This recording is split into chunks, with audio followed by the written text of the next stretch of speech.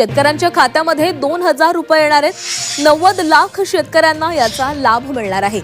आता या दोन्ही विभागांच्या निधीचा वापर नमो शेतकरी योजनेसाठी केला जाणार आहे। राज्यातील शेतकऱ्यांसाठी आताच काही मिनिटांपूर्वीच्या 50 ताज्या झटपट ठळक बातम्या। पोस्टातून लाडक्या बहिणींना पैसे मिळेनात, 8 दिवसांपासून मिनी ATM ॲप बंद। अपात्र लाडक्या बहिणींना मोठा दिलासा, लवकरच EKYC परत सुरू करण्याची शक्यता आहे।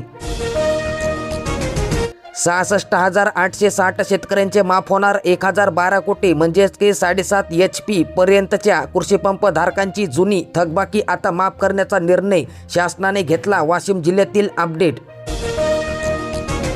1 रुपयामध्ये पीक विमा योजना पूर्ववत सुरू करा, माजी आमदार संजय चव्हाण यांचा मुख्यमंत्र्यांकडे आग्रह। खत व कीटकनाशकांच्या दरवाढीने शेतकऱ्यांची कोंडी, खरीप हंगाम अधिकच आव्हानात्मक, उत्पादनाआधीच आर्थिक ताण, खर्चवाढीचा परिणाम। पीक विमा प्रकरणामध्ये शेतकऱ्यांचा मोठा विजय, विमा कंपनीचे अपील फेटाळले, 7 दिवसात भरपाईचे आदेश देण्यात आले आहेत। EKYC न केल्याने 62 लाख महिलांची पडताळणी आता रखडली आहे। APL शेतकऱ्यांना 5,40,00,000 अनुदान, अन्नधान्याऐवजी खात्यात थेट पैसे जमा झाले। छत्रपती संभाजीनगर जिल्ह्यातील अपडेट। पंढरपूरमध्ये 3 ऑगस्टपर्यंत विठ्ठलांचे 24 तास दर्शन घेता येणार। उपवासांच्या फराळाला महागाईची झळ, भगर 200 रुपये, शेंगदाणे 160 रुपये किलो, 60% भगरच्या दरामध्ये वाढ झाली। ST कर्मचाऱ्याच्या पगारामध्ये 6,000 रुपयांपर्यंत वाढ होणार, म्हणजेच की महागाई भत्त्यामध्ये 5% वाढ करण्यात आली। ऑगस्ट महिन्याच्या पगारापासून प्रत्यक्ष लाभ मिळणार।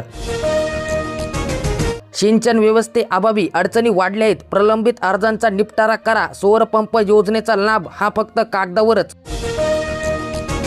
किलोभर भगरीमध्ये 3 किलो साबुदाणा, भगर तब्बल 220 रुपये किलो।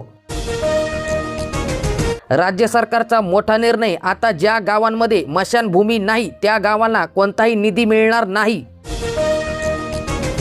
तारण योजनेचा जॅकपॉट, धानाला 4,060 रुपयांचा भाव, बाजार समिती तारण योजना 163 शेतकऱ्यांना याचा लाभ मिळाला। गोंदिया जिल्ह्यातील 20,090 शेतकऱ्यांचे 5 कोटींचे व्याज माफ करण्यात आले आहेत। कर्जमाफीस ते शेतकरी पात्र ठरले आहेत। आधार प्रमाणीकरण मात्र बंधनकारक आहे। कापूस, सोयाबीन, धान वाचवण्यासाठी टँकरने पाणी पुरवठा, पावसाने दंडी मारल्याने शेतकरी चिंतेमध्ये, शेतकऱ्यांची आकाशाकडे नजर। महागडी फवारणी करू नका, सोयाबीन उत्पादकांना कृषी तज्ज्ञांचा सल्ला। फळपीक विमा योजनेत नागपूर जिल्ह्यामध्ये 80,000वर अर्जांची नोंदणी पूर्ण करण्यात आली। पीक विमा अर्ज ठप्प, आपले सरकार सेवा केंद्राची साईटच बंद आहे, शेतकऱ्यांमध्ये संताप। कमी पावसांचा फटका, अन्नधान्यांच्या किमतीमध्ये झाली आहे वाढ। इराण अमेरिका तणामुळे खाद्य तेल देखील वधारले, महत्त्वाच्या वस्तूंचे नवे दर या ठिकाणी तुम्ही बघू शकतात। फक्त 48 दिवसांमध्ये पीक विमा परतावा खात्यात जमा झाला, 25,000 बागायतदारांच्या खात्यामध्ये 88 कोटी रुपये आले। रत्नागिरी जिल्ह्यातील अपडेट। मतदार यादी मोहिमेला मुदतवाढ, आता 8 ऑगस्टपर्यंत नोंदणी तुम्हाला करता येणार। कोकणातील मुसळधार पावसामुळे निवडणूक आयोगांचा महत्त्वाचा मोठा निर्णय। शेतीपंप वीज माफीमध्ये 7.5 HPची अट ही चुकीची, राजू शेळके यांचा इशारा, अट रद्द न झाल्यास आंदोलन करणार। 21व्या वर्षापासून मतदान, 2002च्या यादीमध्ये नाव तरी देखील मतदान डिलीट। बुलढाणा जिल्ह्यामध्ये 93% पेरण्या पूर्ण झाल्या, मात्र पीक विम्याकडे शेतकऱ्यांची पाठ। फक्त 50% वाहनधारकांनी बसवली HSRP नंबर प्लेट, मुदत संपून देखील निम्मे वाहनधारकांची पाठ। शेतकऱ्यांना मोठा दिलासा, ज्वारी मक्का खरेदीला मुदतवाढ देण्यात आली, 31 ऑगस्टपर्यंत आहे शेवटची मुदत। धानाचे 206 कोटींचे चुकारे प्रलंबित, गोंदिया जिल्ह्यातील अपडेट। 4,179 राशन कार्ड अन्न सुरक्षा योजनेतून वगळले, जुलै महिन्यांपासून धान्य आता बंद झाले। 2023 मधील हा डाटा असल्याचे सांगण्यात येत आहे। कोल्हापूर जिल्ह्यातील अपडेट। अंजीर व हळद या 2 नव्या पिकांचा प्रथमच पीक विमा योजनेमध्ये समावेश करण्यात आला. रत्नागिरी जिल्ह्यामध्ये दमट हवामान, तुरळक पावसांच्या सरी आणि पुण्यासह कोकण विदर्भात आज हलक्या पावसांचा अंदाज वर्तविण्यात आला. दीर्घ विश्रांतीनंतर जिल्ह्यामध्ये 2 दिवस मुसळधार पाऊस पडला. कोमजलेले पीक पुन्हा हिरवेगार झाले. धान रोवणीला वेग. निसर्गाच्या कृपेने दुबार पेरणीचे संकट सध्या टळले आहेत. भंडारा जिल्ह्यातील अपडेट. परभणी जिल्ह्यातील 35,000 शेतकऱ्यांना 302 कोटींचे पीक कर्ज वाटप करण्यात आले. कोरडा दुष्काळ जाहीर करून हेक्टरी 1 लाख रुपयांची आर्थिक मदत जाहीर करा. शेतकरी पुत्रांची तहसीलदार यांच्याकडे मागणी. नांदेड जिल्ह्यातील अपडेट. तब्बल 1.25 लाख शेतकऱ्यांचे वीज बिल 0 म्हणजेच की आता माफ होणार. कृषी पंपधारक शेतकरी. कोल्हापूर जिल्ह्यातील 514 कोटींवर थकबाकी माफ होणार आहे. 23,000हून अधिक शेतकऱ्यांच्या खात्यांचा डेटा अपलोड करण्यात आला. कर्जमाफी अपडेट आहे. भंडारा जिल्ह्यातील अपडेट.